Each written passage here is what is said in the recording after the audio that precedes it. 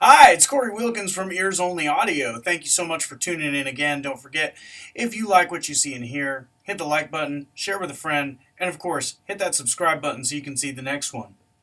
Today I want to talk about one of the very many fantastic uses for parallel compression. There are some people who use bucket loads of parallel compression, literally for almost everything. There are other people who rarely use it or who never think to use it. I was actually just having a conversation over the last couple of days with somebody who is an engineer and has done a lot of mixes and had never used parallel compression before. So, in case you guys aren't sure what this is or what it's all about, let me just sort of describe it to you first, and then I will show you a cool, practical example of one of the ways that I use it. So parallel compression is basically setting up a send and return just like you would a reverb or a delay or some sort of effect like that. And rather than put a reverb or a delay plug-in on that return fader, you put a compressor on it. And you can really dial in aggressive compression because you're going to leave the actual tracks themselves alone, right? You're not compressing, adding extra gain reduction to a track that you've already kind of dialed in. So you'll have separate control by way of your return fader for how loud and present you want this parallel compression to be, and that's why it's parallel. So you have your regular signal that's processed the way you would naturally kind of want to process it, and then you would have, in addition to that, a very heavily compressed track of whatever you want to send to your compressor that is going to be much more aggressive than you would want on your regular tracks, that you just sort of fold in, and is what it's really used for much of the time, is kind of providing a floor. You notice in a big heavy dense mix, certain elements can get lost. A vocal can get lost, and you don't really want to compress the vocal anymore. You feel like it's kind of already had enough dynamics pulled out of it, and you're like, oh man, how can I get this vocal forward? I'm pushing the fader up and pushing the fader up, and it's not really helping. It's too loud in one part and not loud enough in another. One thing that you could do is set up a parallel track where you compress the return very heavily, and then pull your fader all the way down and just start slowly pushing it up until everything has a floor. Okay, so with what we're going to do today is we're actually going to do what is normally called a fat fader, which is sort of all of my kind of low end information. I want to compress it all heavily and fold it underneath the track so that no matter what happens, my low end is very supported. So this song that I have up right here is very funky. It's got some great stuff going on. So I'm just going to play a little bit for you so you can kind of hear it and get a sense of it.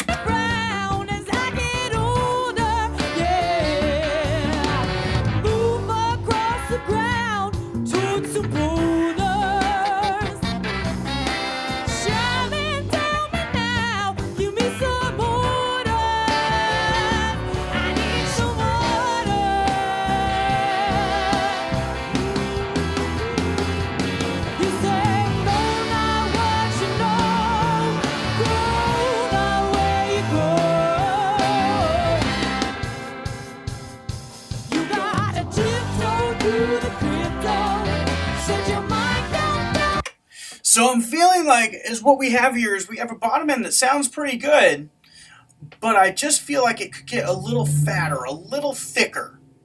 So we're going to jump into Pro Tools here, and I'm going to show you how to set that up. So as we have a look at the session here, is what I see as our most important low end for what we're trying to do here, which is to really add some thickness to the groove. So the most important pieces to that are the bass guitar, the kick drum, and the snare drum. So that's what I want to add to my Fat Fader. Here's a really cool Pro Tools trick to make your buses a lot easier to find. So you don't have to go back and name them later, or you don't have to remember, was my Fat Fader bus 1 or bus 7, or which bus was it? So really quick, easy way to do this is when we set up a new send, we're not going to have the return yet. We're going to tell it to send to a new track. Handy keyboard command for those of you using Pro Tools with the Flow Tools scripts. We're over our bass guitar bus. We have a bass amp and a bass DI. We're going to send the signal to both. They're bused together on one fader. And we're going to send that over to our Fat Fader, which hasn't been created yet. We're going to use Control Command 1. Group bass, aux track, menu 5 items. We're going to arrow down to new track. Output track, new track ellipsis. To interact with items in this group, we're going to name this Fat Fader. F-A-T-F-A-D-E-R. We're going to look and see that it's going to be mono. New track width, mono, pop-up button. It's going to be an aux input. Type aux input, pop-up button. And it's going to be inserted after the bass track. You could move it if you wanted to later on, to move it like down by the right-hand side next to your master fader if you wanted to, or you can just leave it here. It just depends on, for me, what I'm doing. If I got my whole session set up ahead of time, all of my returns will be all the way down at the end, just to the left of my master fader, but to the right of all of my tracks. If I was too lazy and didn't get everything set up and I'm just attacking a mix right from something else, if I'm trying to meet a deadline or something, my returns could be all over the place. It's a complete disaster area if I didn't have a template to use already. All right, before we add our kick drum and our snare drum, one more thing here in the send window. We want to set this up as a pre-fader send because our faders, have been moved on our individual tracks. They might not necessarily be at unity. We want to make sure they stay at unity. They might have some automation. We don't want the compressor to start reacting differently based on the automation. Output view, select audio output path automation save, but pre/host fader button. So we're going to activate the pre-fader. Press pre/host fader button. And we're going to leave everything, like our send volume, we're going to leave at unity, right at 0. Ignoring next key, hide all floating windows. Okay, now let's go ahead and add our kick drum. Drum overheads, drum snare, drum kick. Send 41. Same command, Command Control 1. Menu 5 items, output bus. This time we're going to go to bus. Bus, submit Fat Fader. There's our Fat Fader. Mono. Press Fat Fader window. Track selector drum. Set this up. Target output, audio output, path automation, pre/host fader. Press pre/host. Ignoring next key, hide all, save.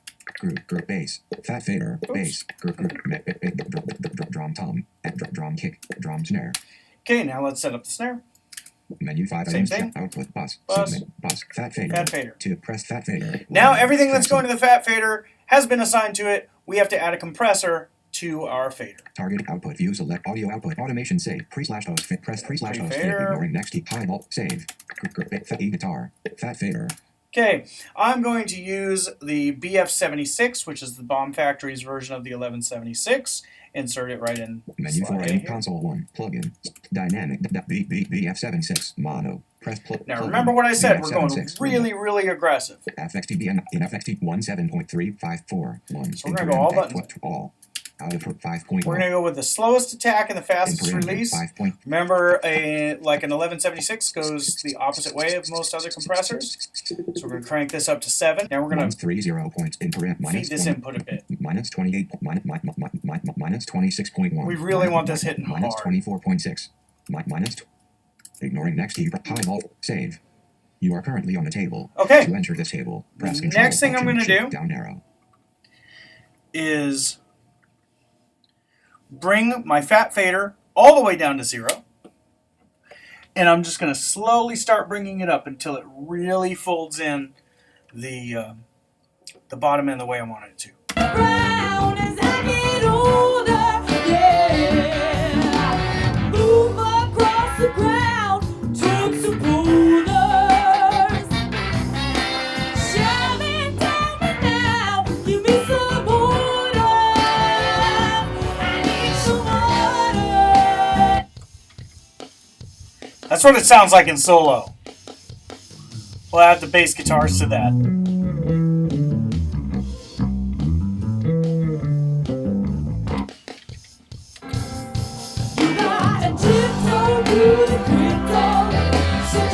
Now listen to what happens when I take it away. So this is in. Listen when I take it away.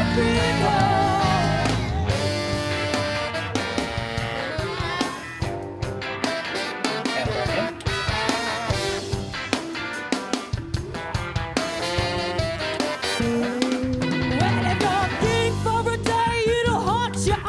Back in.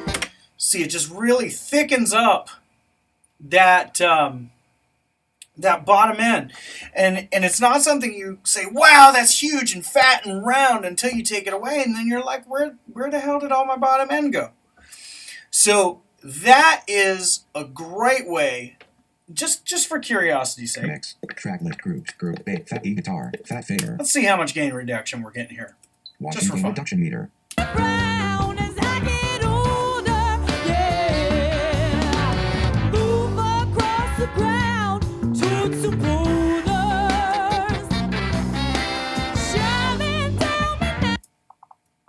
Minus 12. So we're getting 12 dB of Zero, gain 0 reduction. 0 dB. Deactivate gain. Minus 6.5 dB. You know, but our fader's kind of low. You know, our kick and our snare, I think, are right around 0. Our bass guitar bus is a little low. Let's see. Bass, aux track. Minus 5.3 dB. Minus 5.3, but that's got the bass guitar amp and DI going to it, so it's kind of got a double signal there. And this is sort of underneath all of that, but it adds so much support to the bottom end, and I just feel like we get a way funkier groove here because the bottom end never really disappears.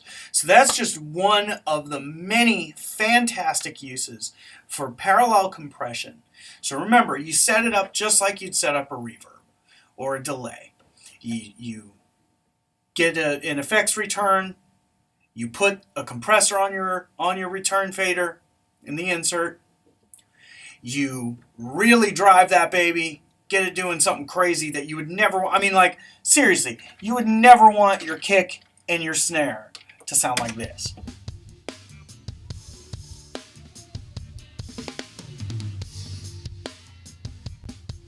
Right? But you put that with your actual kick and snare.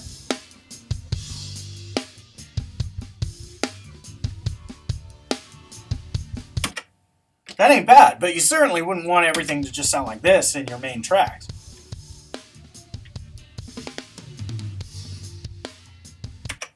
That would be terrible. So this is a way where you can get away with extreme compression without it being heard as extreme compression. So parallel compression, right there. Try it out. Experiment with it. Try it on different things. It can be used on any variety of things. Like I said, this is one of the many fantastic uses for it. So again, I'm Corey Wilkins from Ears Only Audio. Don't forget to hit that subscribe button so you can see all the new videos that I'll be working on. And I will talk to you real soon.